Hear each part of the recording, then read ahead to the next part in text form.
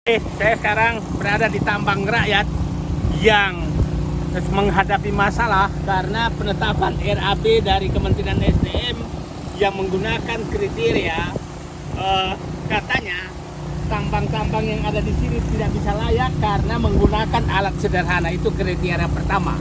Yang kedua, kriteria kedua dianggap bahwa tidak masuk RAB karena kandungan nikel timahnya itu hanya 0,2%. Sementara sebenarnya dengan harga timah sekarang 0,1 pun menjadi layak. Dan kita lihat ini dianggap alat tidak memenuhi syarat. Padahal sebenarnya kita lihat alat-alat ini ya sudah biasa, sudah puluhan tahun masyarakat menggunakan ini dan tidak ada masalah. Nah, kenapa sekarang digunakan seakan-akan tidak bisa masuk RAB dengan menggunakan alat ini? Oke, saya sedang berada di gudang Timah Belitung Timur, PT Timah.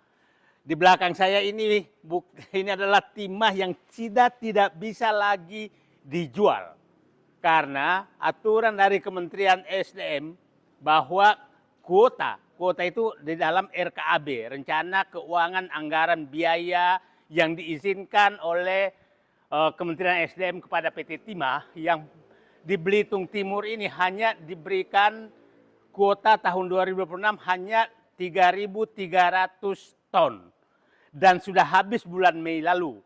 Nah, sehingga ini timah-timah ini tidak bisa dipaparkan lagi karena tidak bisa dijual lagi oleh PT Timah karena kuotanya lebih. Nah, apa itu kuota?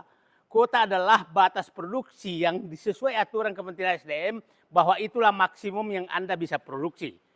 Nah, sekarang sebenarnya penyebabnya hanya karena Kementerian SDM tidak mengakui bahwa timah yang ditambang oleh rakyat di iupnya timah secara legal yang menggunakan alat sederhana itu dianggap tidak layak, dan kadar timahnya 0,2% itu dianggap tidak layak sehingga tidak diakui sebagai potensi timah yang bisa dimasukkan di RKAB. Nah, sebenarnya hanya merubah itu maka ini bisa dijual semua. Nah, dan ingat bahwa sekarang di gudang saja ini baru bulan Juli sudah kelebihan sekitar 3.000 ton.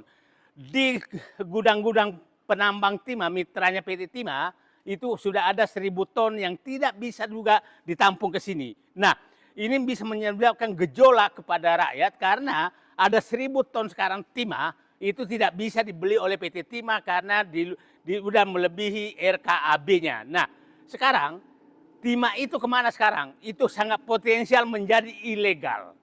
Jadi jangan sampai Kementerian SDM menjadi sumber sebenarnya penyebab terjadinya timah ilegal dan diekspor ke luar negeri. Jadi penyebabnya itu. Nah, kalau ini dibuka, nah realistis saja perhitungan saya, kalau ini bulan Agustus ini sudah kelebihan 3.000 ton, artinya 3.300 maka perlu tambahan kira-kira 9.000 ton sampai akhir tahun untuk hanya mengambil biji timah yang diiupnya timah yang diambil oleh rakyat secara legal dengan alatnya dia dan dibeli oleh PT Timah.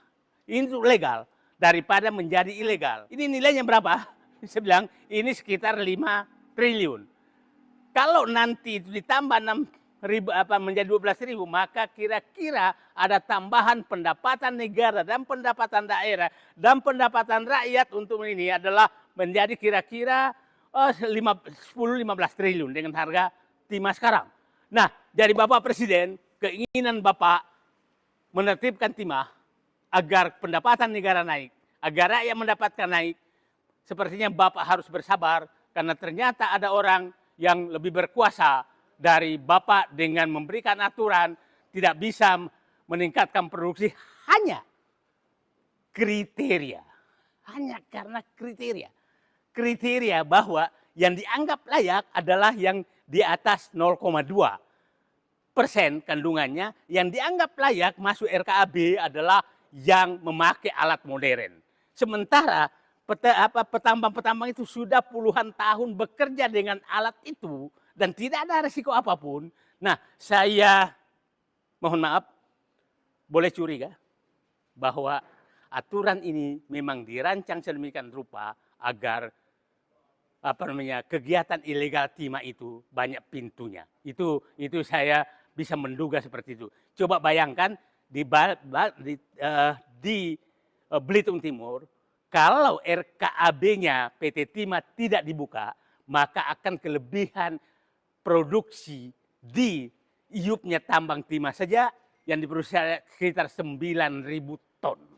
9.000 ton itu ya kira-kira 15 triliun rupiah nilainya. Dan itu sebenarnya kalau diambil akan kembali ke rakyat, karena rakyat yang menambang dan menjual ke PT Timah. Jadi saya berharap Kementerian SDM janganlah Anda menjadi bemper dari terjadinya timah ilegal, dan jangan Anda menghambat pendapatan negara, menghambat peningkatan produksi hanya karena kriteria, bukan karena